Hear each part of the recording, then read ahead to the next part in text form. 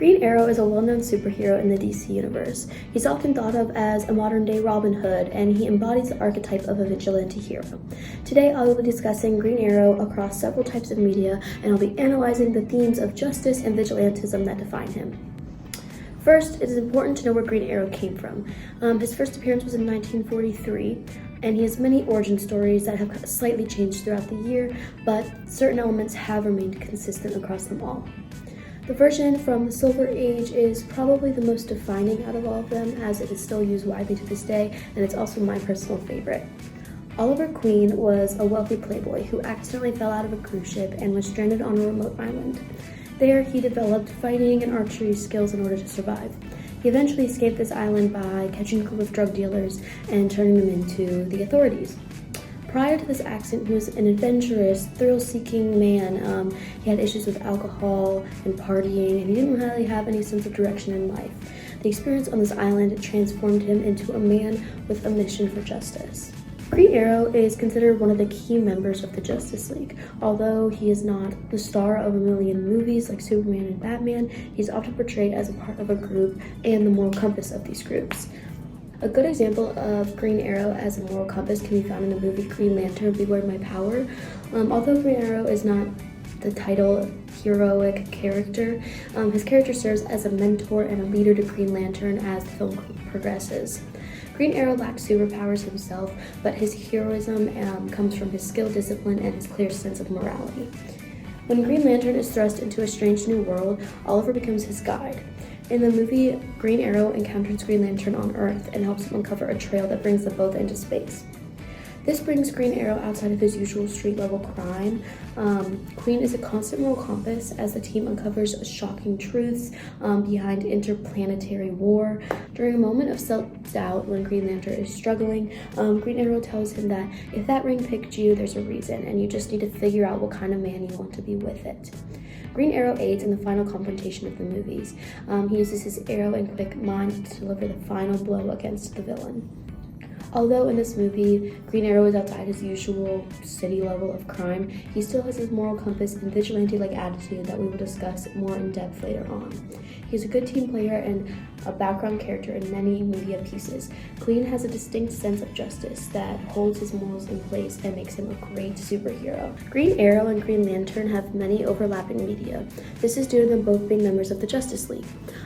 They also can be found in many comic books working together. One specific comic book is Green Lantern number 76, No Evil Shall Escape My Sight. The comic has a famous cover of Green Arrow challenging Green Lantern's complacency, and this is a moment that introduces moral and political critique into superhero comics.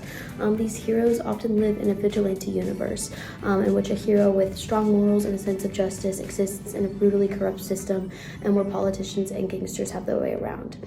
These comics start to bring up issues of vigilantism and justice in superhero comics. In this comic issue, Green Arrow and Green Lantern face a villain named Jubal Slade. Together they battle his thugs. But the story has a real conflict that lies deeper in their differing worldviews. Oliver confronts the gray areas of street-level crime, issues far more complex than alien invasions or cosmic threats that are more black and white. This comic story introduced moral and political critiques into superhero comics. In the world of comics, scholars note that the people who are supposed to maintain public security are often unsuccessful. Police are often ineffective and lack resources that heroes have. In response, heroes take the law into their own hands. Green Arrow becomes a sort of extra legal response to this corruption, acting where these institutions cannot. In places like Star City, this disorder has gotten so out of hand that the Green Arrow must resort to violent solutions outside of the law.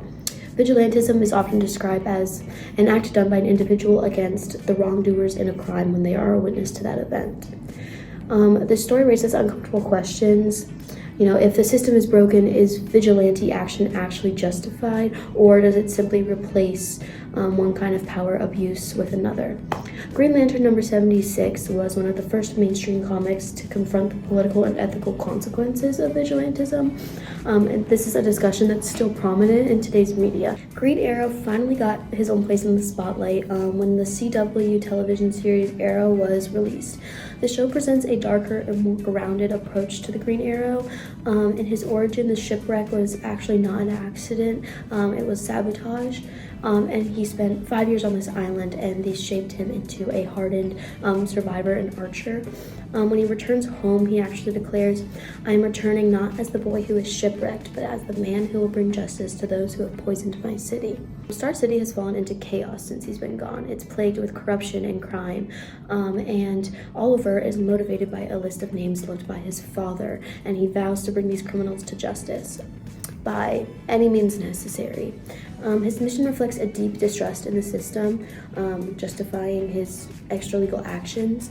Yet, as he starts to confront these assassins, for example, Deadshot is an assassin, he starts to show some moral contradictions. Deadshot actually challenges him, stating, "You've taken lives." Oliver responds, "For the good of others, you're out for yourself." But is this killing really justified? In the first few episodes of the show, Oliver really struggles between hiding his identity and meeting his goals of vengeance. It makes the viewer start to question if he's actually doing the right thing. Episode 7, titled Muse of Fire, Oliver encounters the Huntress, who is another vigilante seeking vengeance against her criminal father. Their parallel missions expose this fine line between justice and revenge.